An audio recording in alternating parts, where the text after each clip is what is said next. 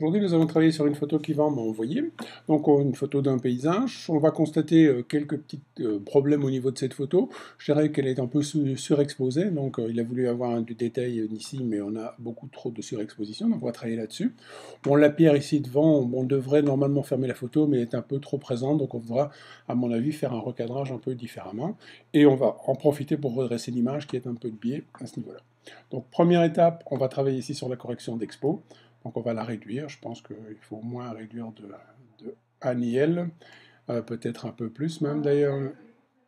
Je vais le mettre ici un peu plus. On va aller jusqu'à 1.5. Voilà, comme ça on retrouve toute la densité du ciel, tout le détail qu'il y a dans le ciel. Bon, on ne s'inquiète pas trop des éléments qui sont en détail dedans, puisqu'on a derrière des outils qui vont nous permettre d'éclaircir ces zones-là. Donc l'étape suivante, on va tout de suite redresser la photo. Là, je vais utiliser la ligne d'horizon de la mer, c'est le meilleur moyen d'être certain qu'on est bien de niveau. Voilà. Donc voilà, nous avons redressé la photo. L'étape suivante, on va simplement la mettre en pleine page. Voilà. L'étape suivante va consister à éclaircir un peu tout l'ensemble de la photo. Donc ça, on a un outil qui s'appelle le D-Lighting, qui est exactement l'outil qu'il nous faut pour faire ressortir les détails dans les ombres. On va travailler comme d'habitude en qualité supérieure.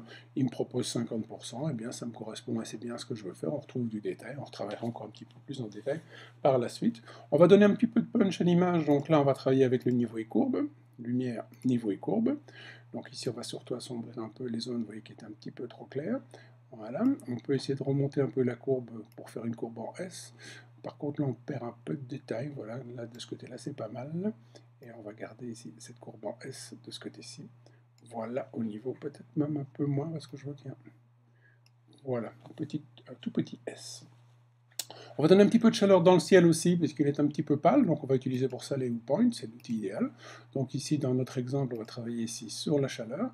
Donc on va augmenter un peu le bleu du ciel en travaillant sur la chaleur, et on va donner peut-être un tout petit peu de contraste, ça renforce toujours un peu les ciels. Voilà, et on va utiliser la touche Alt pour dupliquer plusieurs fois ce réglage sur l'ensemble de l'image. Donc ici, je vais le dupliquer 5 ou 6 fois, de façon à ce que tout mon ciel soit couvert par ce réglage. Voilà, ici on va le mettre encore un peu plus par là. Peut-être un petit peu plus de chaleur là, et ici aussi d'ailleurs un tout petit peu plus fort, de façon à donner un tout petit peu de couleur bleue dans le ciel. Voilà pour le ciel, il est traité. Maintenant, nous allons travailler un peu sur le recadrage de l'image. Donc on va prendre un cadrage qui va bien. On va essayer d'éviter cette grosse masse de pierre qui est devant. Donc moi je pense à un cadrage un tiers de ciel, 2 tiers de sol, qui devrait donner quelque chose d'intéressant dans cet aspect-là, à mon avis. On va peut-être même remonter un petit peu ici pour ne pas en avoir de trop. Je vais le laisser comme ceci. Je pense que ça, c'est pas mal, peut-être carrément comme ça. Voilà, ici avec la petite dynamique que fait la pierre en démarrant. Donc, on va nous donner un continu sur l'image. Et on a un tiers de ciel, 2 tiers de terre, ce qui est pas mal comme cadrage. C'est un effet assez intéressant à ce niveau-là. On va maintenant s'intéresser aux différentes zones sombres ici. Donc, première zone là, on va simplement l'éclaircir. On va directement utiliser un viewpoint, voilà, on va lui donner un peu de contraste, sinon c'est pas très joli, voilà, en remontant un peu le contraste, on a quelque chose d'intéressant. On va faire pareil à ces endroits-là, donc je vais mettre ici un point de contrôle, on va mettre de la lumière, là je vais simplement réduire pour ne toucher que la zone qui m'intéresse, donc on va augmenter la lumière, voilà, on va augmenter le contraste de façon à avoir quelque chose d'intéressant à ce niveau-là, voilà, on a quelque chose d'un peu plus clair, et on va utiliser la touche Alt en français pour le dupliquer à plusieurs endroits de façon à avoir ce traitement qui se met à tous les endroits qu'on souhaite au niveau de l'image. On va le mettre un peu là, un petit peu ici, de façon à avoir une belle lumière dans la pierre qui est en face là-bas. Voilà, on a tout de suite un petit retour de lumière. Je peux peut-être encore en mettre un ici, donc je vais faire un Alt ici, et pareil, je vais le déplacer là, de façon à donner un petit peu plus de lumière à cet endroit-là. Voilà, donc on a bien éclairci nos éléments. On va faire un peu de netteté, donc pour ça on va utiliser la mise au point masque flou. Donc ici on va faire quelque chose dans ces eaux-là.